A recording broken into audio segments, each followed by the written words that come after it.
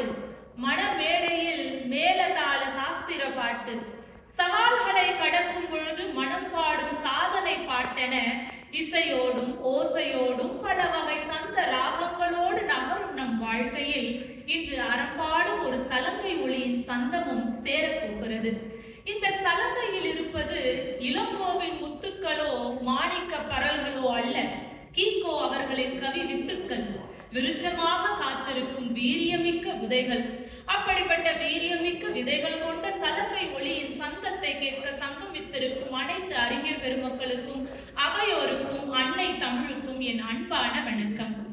வீட்டிற்கு மட்டுமல்ல, தன் கிராமத்திற்கே முதல் பட்டதாரியாக மாறி பட்டம் பெற்றதோடு மட்டும் அல்லாமல் தன் கவித்திறத்தால் தன்னை ஈன்ற பெற்றோருக்கும் தான் வாழ்ந்த மீனங்குடிக்கும் கடல் கடந்து வந்து பெருமை சேர்த்து கொண்டிருக்கும் மதிப்பிற்குரிய பேச்சாளர், கவிஞர், பாடகர், பலமுறை வித்தகர் என பன்முக திறமைகள் கொண்ட கவிஞர் கி. கோவிந்தராசு அவர்களுக்கு என் சிரம் தாழ்ந்த வணக்கம்.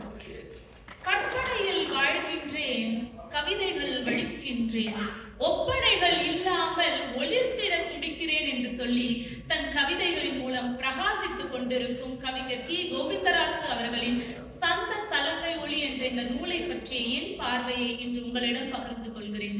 தவறேதும் இருந்தால் திருத்தி பொறுத்தருள்க. சந்த சலங்கை ஒளி என்ற இந்த நூலில் மொத்தம் 22 கவிதைகள் உள்ளன. வெவ்வேறு காலகட்டத்தில் அவர் எழுதி பாடிய கவியரங்க கவிதைகளை கோர்த்து ஒரு கதம்பமாக நம் கையில் கொடுத்திருக்கிறார். அதிலிருந்து சில மலர்களை இன்று உங்கள் வசம் சேர்க்கிறேன். இந்த நூலை நீங்கள் வாசிக்கும் பொழுது அந்த மலர்களின் வாசம் நிச்சயம் உங்களோடு பேசும். வந்தனம் சொல்லியே வண்ணத்தமிழ் பாடி வணங்கும் கவி சிறுவன் கோவிந்தராசு, பாசமுள்ள ஒருவன், பாட்டுக்களை வாரி வாரி தருவன். இப்படி மெட்டமைத்துத்தான் அவர் கவிதைகளுக்குள் நம்மை மெல்ல அழைத்து செல்கிறார். போக போகத்தான் அவர் யார் என்ற விஸ்வரூபத்தை நமக்கெல்லாம் காட்டுகிறார்.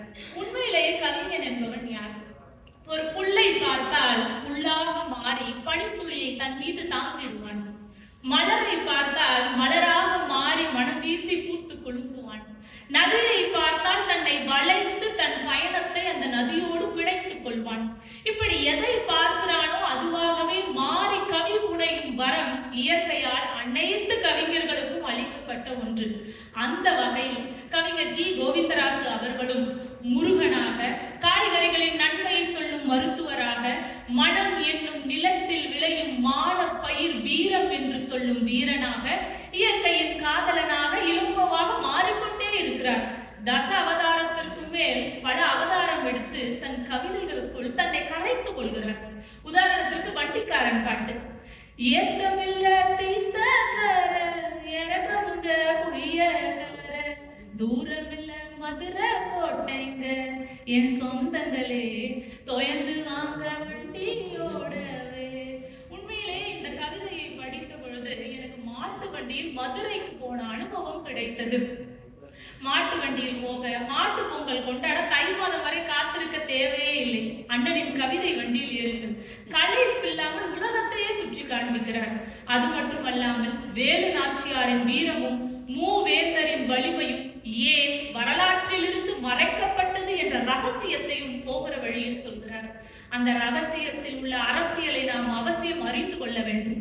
அப்பொழுதுதான் ஆசிரியரின் அரசீற்றத்தை நம்மால் உணர முடியும். இப்படி நல்லதை சொல்லும் வண்டிக்காரராக இருந்தவர் திடீரென்று வக்கீலாகவும் மாறுகிறார். எந்த வழக்கிற்கு? வேக்சினேஷனே இல்லாத விவாகரத்து என்ற வியாதிக்கு. எங்கு பார்த்தாலும் எதற்கெடுத்தாலும் நிகழும் இந்த பிரிவுகள் பலரின் வாழ்க்கையில் பிளவுகளாக மாறுகின்றன. இதை நினைத்து பரிதவித்து சொல்கிறார். வருத்தங்கள் இருவருக்குள் வந்து போகும். வசந்தத்தை கண்டிடலாம் அகந்தையை விட்டால். சொந்தங்கள் ஒன்று கூடி மகிழ்ந்திருக்கும் வீடு சொர்க்கத்தை காட்டுகின்ற சந்தோஷ கூடு. சொந்தங்கள் ஒன்று கூடி மகிழ்ந்திருக்கும் வீடு சொர்க்கத்தை காட்டுகின்ற சந்தோஷ கூடு என்று இல்லறத்தில் இருப்பவர்களுக்கு வாழ்க்கையில் எது இன்பம் என்பதை புரிய வைக்கிறார். இப்படி மன வாழ்க்கை மட்டும்தான் போராட்டமா? மனித வாழ்க்கையே போராட்டம் என்று புலம்பி வாழ்க்கையை வெறுப்பவர்கள் பலர். முதல் முயற்சி தோல்வி உற்றவுடன் மீண்டும் முயற்சிக்கவே தயங்கி முடங்கி கிடப்பவர்கள் பலர். நினைத்ததெல்லாம் நடக்க சற்று நிதானம் தேவை என்பதை மறந்து நிம்மதியை இழப்பவர்கள் பலர். பெட்டர் மார்க்ஸ் லைட்டே தான் வேண்டும் இருளில் கிடப்பவர்கள் பலர். இவர்களுக்கெல்லாம் முத்தை வைத்து சத்தாக கெத்தாக ஒரு கவிதை வடித்திருக்கிறார். முழுகி மூச்சடக்கிட நீ கற்காவிட்டால் முத்துக்கு வாய்ப்பில்லை போய் வா ராஜா. முழுகி மூச்சடக்கிட நீ கற்காவிட்டால் முத்துக்கு வாய்ப்பில்லை போய் வா ராஜா. வாழ்க்கையோடு போராட்டம், உண்மை உண்மை, வந்தாடு தில்லோடு வெற்றி கிட்டும் என்று முடங்கி கிடப்பவர்களை தன் கவிதைகளின் மூலம் முன்னேற செய்கிறார். இப்படி முத்துக்கு மட்டுமல்ல, கல்லுக்கு கூட உயிர் கொடுத்திருக்கிறார் கவிஞர். பெரும்பாலான கிராமங்களில் இந்த கத்தி, அருவாள் போன்ற பொருட்களை கூர்மையாக பட்டை தீட்ட பயன்படுத்தும் கல் தான் சாணைக்கல். அந்த சாணைக்கல்லை வைத்து கத்தியை தீட்டாமல் புத்தியை தீட்டுகிறார். யாருடைய புத்தியை? செக்கு மாடென சுற்றி திரிபவர், சினிமா சீரியல் சீக்கில் கிடப்பவர். மக்கு தனமதை விட்டு ஒழிக்கவே மதியை கூர்மையாய் அழுத்தி தீட்டணும் என்று மக்களின் அறியாமையும் சமூகத்தில் நடக்கும் அநியாயங்களையும் சாணைக்கல்லாக மாறி பட்டை தீட்டுகிறார் கவிஞர். சாணைக்கல்லை கூட சாதனை கல்லாக மாற்ற உங்களை போன்ற கவிஞர்களால் மட்டும்தான் முடிகிறது. இப்படி முத்துக்களையும் கற்களையும் ஒவ்வொன்றாக அடுக்கி அடுக்கி ராவனுக்கும் இலங்கைக்கும் பாடம் அமைத்தது போல நமக்கும் இலக்கியத்திற்கும் ஒரு பாடத்தை அமைத்து விடுகிறார்.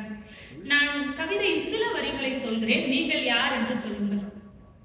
உருவிலே முனிவர் தோற்றம், ஓங்கிய சிந்தனையாளர், அரசையே நடத்தும் மன்னனாயினும் உன் சொல் கேட்பான், அவர் யார்?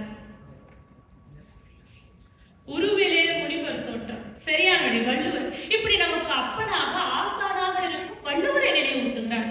சந்த சலங்கை ஒளி அதோடு நின்று விட்டதா? இல்லை. ஐம்பெரும் காப்பியத்திலிருந்து சிலப்பதிகாரம், சீவக சிந்தாமணி, மணிமேகலை என அனைத்தின் இலக்கிய சாராம்சத்தையும் தன் கவி சாராக மாற்றி நம் உள்ளம் நடைய செய்கிறார். உதாரணத்துக்கு மணிமேகலை காப்பியத்தில் ஆபுத்திரன் என்பவன் அறம் சொல்லும் கதாநாயகன், சூப்பர் டூப்பர் ஹீரோ. சீவக சிந்தாமணியில் கட்டியக்காரன் என்பவன் வில்லன். இந்த கதாநாயகனையும் இந்த வில்லனையும் தன் கவிதைகளில் காட்டிய காட்சிகள் இருக்கிறதே அப்படியே ஒரு திரைப்படம் பார்ப்பது போலவே இருந்தது. தன் கவிதையிலேயே தகவலை காட்டியிருக்கிறார் கவிஞர். படத்தை பார்க்காதவரும் இந்த கவிதைகளை படித்து பாருங்கள். இலக்கிய இன்பத்தில் நாம் முழுகி திளைப்பதற்காகவே படைத்திருக்கிறார். அதே போல பாரதியின் எழுதுகோள் ஆயுதம் அல்ல, பாரதியே ஆயுதம் என்று முழக்கமிட்டிருக்கிறார். பட்டுக்கோட்டையாரை பாடி இருக்கிறார், பாவேந்தரை குறிப்பிட்டிருக்கிறார். இப்படி சங்க இலக்கியம் முதல் சமகாலம் வரை உள்ள இலக்கியத்தை இந்த சந்த சலங்கை ஒளியில் சேர்த்து தாளம் போட்டிருக்கிறார். அதிலும் குறிப்பாக இலக்கியத்தில் எனக்கு மிகவும் பிடித்த கதாபாத்திரம் மாதவி. மாதவி மறைக்கப்பட்டவள் அல்ல, மறுக்கப்பட்டவள். அவள் மீது உள்ள போர்த்தி, அந்த கருப்பு போர்வையை விளக்க முயற்சி செய்கிறார் ஆசிரியர். ஒருவனுக்கு ஒருத்தியென வாழ்வதுதான் கற்பு எனில் ஒருவனோட தானே வாழ்ந்தால் அவள் மீது தப்பு. ஆசிரியர் கேட்கிறார், ஒருவனுக்கு ஒருத்தியென வாழ்வதுதான் கற்பு எனில் ஒருவனோட தானே வாழ்ந்தால் அவள் மீது தப்பு. வணிகனாக பிறந்ததனால் கோவலனின் கற்பை வந்து விமர்சிப்பவர்கள் எவரும் இல்லை தப்பை. வணிகனாக பிறந்ததனால் கோவலனின் கற்பை வந்து விமர்சிப்பவர்கள் எவரும் இல்லை தப்பை. கணிகைய குல பெண்ணாக இவள் பிறந்தால் தப்பா? கண்டபடி விமர்சனங்கள் என்னங்கடாப்பா? கணிகைய குல பெண்ணாக இவள் பிறந்தால் தப்பா? கண்டபடி விமர்சனங்கள் என்னங்கடாப்பா? இந்த கவிதையை படிக்கும் பொழுது எனக்கு ஒரு கவிஞனாகவே தெரியவில்லை, மாதவியின் அண்ணனாகத்தான் தெரிந்தார். மாதவியின் அண்ணனாக இருப்பதால் தான் கோவலன் மீது இவருக்கு கோபம் வருகிறது. சந்தையில விட்டு விட்டு சென்றானே பாவி, சல்லாபம் தீர்த்தவுடன் பழிதன்னை தூவி. சந்தையில விட்டு விட்டு சென்றானே பாவி, சல்லாபம் தீர்த்தவுடன் பழிதன்னை தூவி.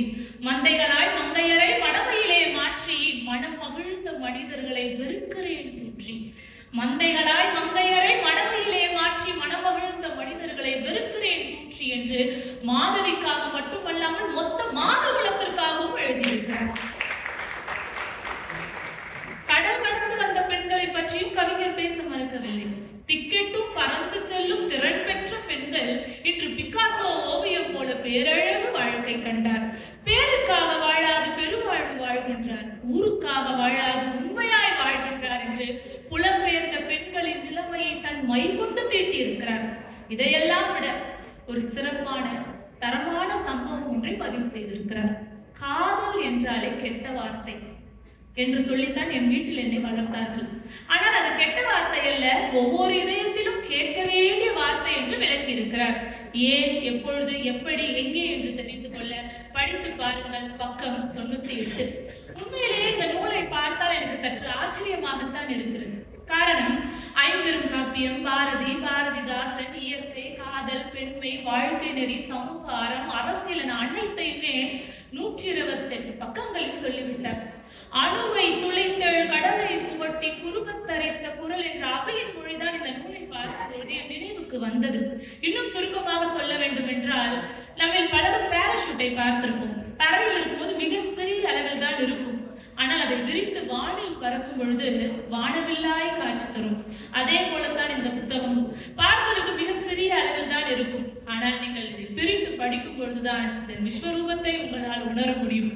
எதுகை, மோடை, இயல்பு, உவமை, உருவகம் என கவிதைக்கு அணி சேர்த்து நம்மை ரசிக்க வைத்தது மட்டுமல்லாமல் தன் கருத்துக்களால் ஒவ்வொரு கவிதையையும் நம்மை சிந்திக்க வைக்கிறார். நீங்கள் வாசித்து சிந்தித்து பாருங்கள். அறப்பாடும் சலங்கை ஒளியின் சந்தம் உங்கள் இதயத்திலும் ஒலிக்கும். ஓசை இல்லாமல் பல அற சிந்தனைகள் உங்களுக்குள் விருட்சமாகும். இறுதியாக இந்த 4 நூல்களின் பெயர்களை பார்த்தவுடன் என் மனதிற்கு சட்டென்று தோன்றிய ஒரு சிறு சிந்தனையை மட்டும் சொல்லிவிட்டு விடைபெறுகிறேன். பெரும் கனவோடு வாழ்க்கையில் முன்னேற காத்திருந்த நம்மை சிங்கை என்னும் மங்கை வரவேற்று வாழ்வழித்து பெரும் கனவை நனவாக்கினாள். இதை எண்ணி பூரித்து பூக்களை பரிசளிக்க விரும்பிய கவிஞன் வாச மலர்களை எல்லாம் தவிர்த்து தன் கவி மலர்களை கோர்த்து கவி பூங்கொத்தை நீட்டினான். அதோடு நிறுத்தாமல் தன்னை கரையேற்றிய கால்களுக்கு சலங்கைகளை சூட்டினான்.